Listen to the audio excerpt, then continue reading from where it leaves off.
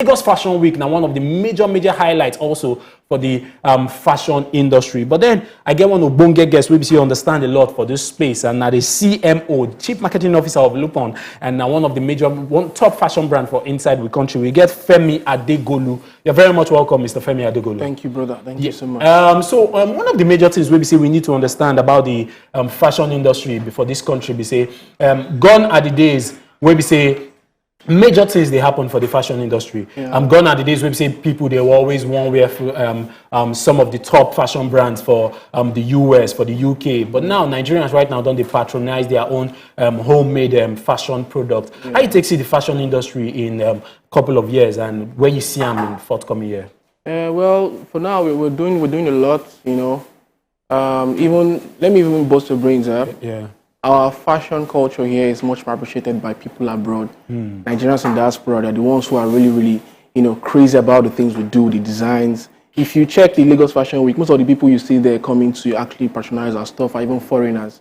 You know, I've lived outside Nigeria for over a year, and in so many other countries, you know, people are really amazed. Like, they want to wear Nigerian. This is your senator you're wearing now. if just in UK, in US, you see a lot of Oibos there, they wear our designs for here. So that shows that, okay, there's an interest in Africa, there's an interest in African culture. Fashion is a language, is a culture, basically. So we are selling our African culture out there. So I think that in the nearest future, we're going to have a lot more millionaires and billionaires, you know, in the fashion industry, making names for themselves. I don't want to mention names, but you already know a few names already. That are doing well and are exporting, you know, Nigerian-made fabric, Nigerian-made designs, you know. So we're doing quite well. We're going to get there. Okay, so a couple of years back, reports come out say the textile industry, they struggle for this country. A lot of them don't even come out. Some people go Ghana, some of them travel, some of them just relocate their business, go other clients because of the difficulties where they are around that industry. How you take Siam at this point in time? Because are we this patronage of Nigerian-made fashion brands? It bring back the culture of building fashion businesses as regards the raw materials for this country, especially textiles. Nigeria is so blessed, bro. You already know we have everything to be the greatest nation in the world. As you know now, fuel is scarce just recently, and the fuel never scarce finish. So you see, they affect a lot of businesses. You understand? So people who are producing textiles, who are producing fabric and all that, you know, there's a higher cost of production. And it is not encouraging for people who are producing fabric, you know, who are designers, because they need lights, you know, to work. They need lights to produce what they're producing. They need a lot of, you know, they need a lot of help from the government, you know, in terms of, you know, even giving out grants, giving out loans to people, because people have a lot of ideas. You know, Nigerians are very talented. You know, you hear it all over the world. Anywhere we go, we are always shining. Nigerians we are almost taking over in every sector. Do you understand?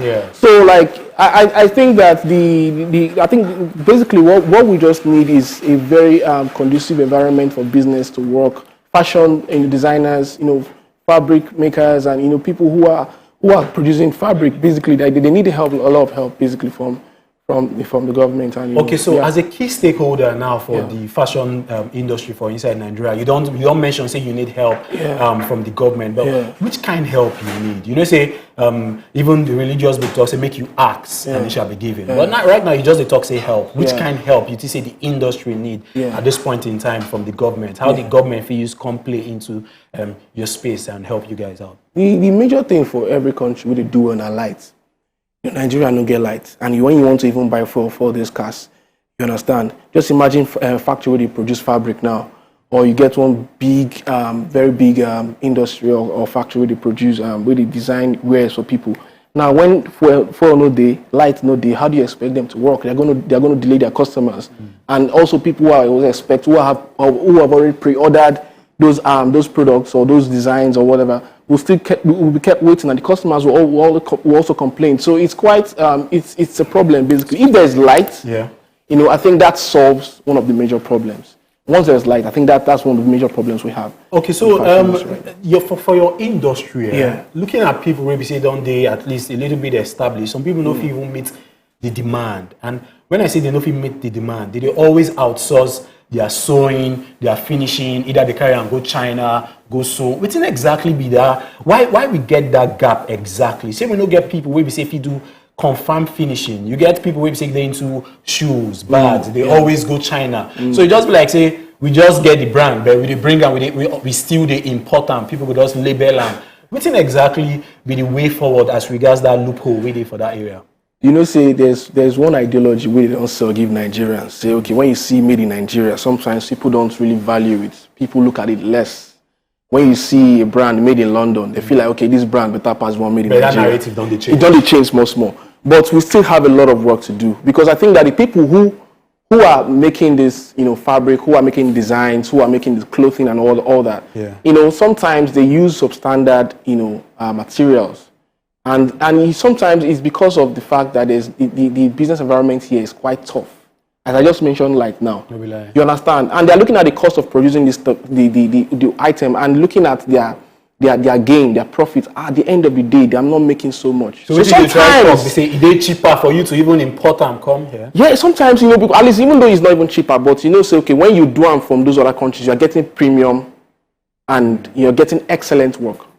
You understand? You know the ones say okay because somebody ordered like 1,000 shirts or 1,000 sneakers or 1,000 face caps, and the colors they different.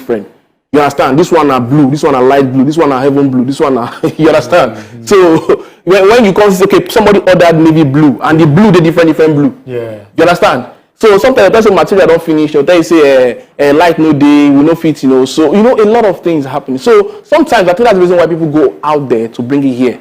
But if we have a conducive business environment here, people will no longer go there, because we have everything we need here. So what is the conducive business environment? For instance, you don't mention light. Yeah.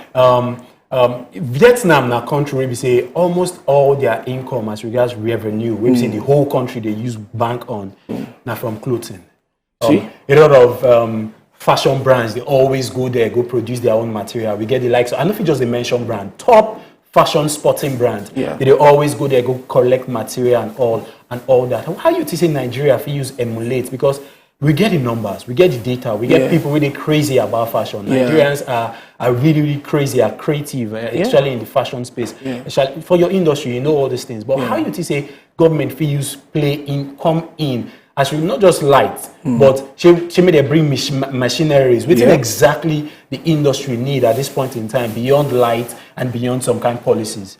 Okay, well, I just mentioned light because I don't know. This that one are the easiest, the basic one. Where the fit help us with. So the other ones now actually giving out loans and grants to fashion designers, and also helping with how will I put it, like proper fashion schools.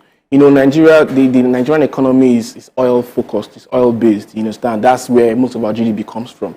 But if you look at other sectors that are even bringing in a lot of money into the country, it is not paid attention to. You understand? Yeah. And our fashion is a culture that we can export. If you look at Ghana, you just imagine how did they rep their Ghana fabric anytime. If you see Ghanaian outside for America, for London, most of the time you see that they're wearing a Ghanaian armband, or they are wearing something like a flag on their shirts. You understand? That is promoting the Ghanaian culture. So in Nigeria here, we can actually adopt the same thing. But the government actually needs to empower a lot of designers, a lot of creatives in the fashion industry. You understand? There's a lot of opportunities for people to actually make good fortune in the fashion industry. This is major. Yeah. And if basically they can actually give out loans and grants and create more fashion schools, create more bring in more machineries, and also train people as well in that particular industry, we'll have a lot of massive breakthrough